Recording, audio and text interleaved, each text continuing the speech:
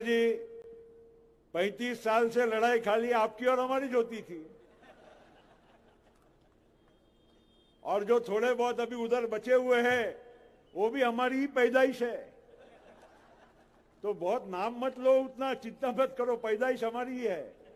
इस उधर जितने हैं वो सब हमारी पैदाइश है, और इधर भी बैठे हुए बहुत हमारी है।